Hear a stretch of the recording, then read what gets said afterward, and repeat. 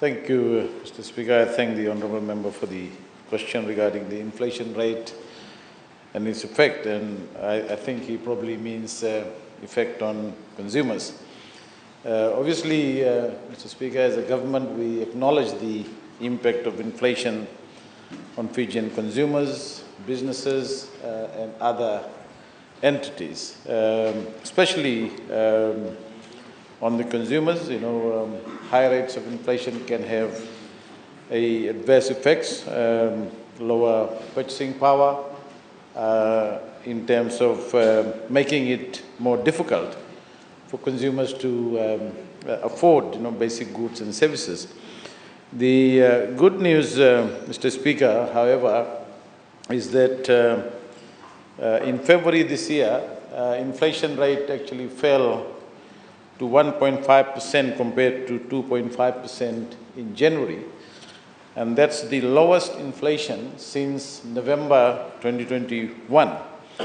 Mr. Speaker, inflation started increasing in March 2022 and continued to accelerate due to rising food and energy prices. Obviously, there are international movements now. We see somewhat declining international energy and food prices. For example, oil prices have dropped by about 30% since June 2022. Currently, it's close to about $80 per barrel. Mr. Speaker, in terms of food and alcoholic beverages, tobacco, narcotics, transport, housing, water, electricity, and gas, and other fuel categories contribute about 70% of the consumer price index. Therefore, any price movement in those categories can significantly influence inflation rate. Price of food and non-alcoholic items rose by 3.2%. But, Mr. Speaker, it was the lowest rise in the last 22 months. Again, that's good news in terms of what is happening to the inflation rate.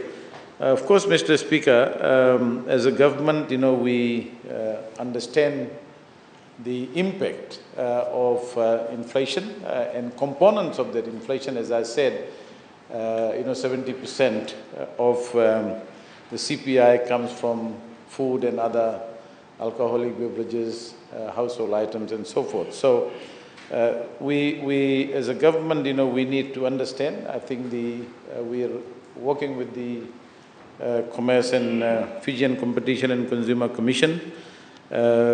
Price control mechanism is something that people don't always like, but it is an effective mechanism in circumstances, Mr. Speaker, where prices fluctuate quite significantly, to ensure that there is a stable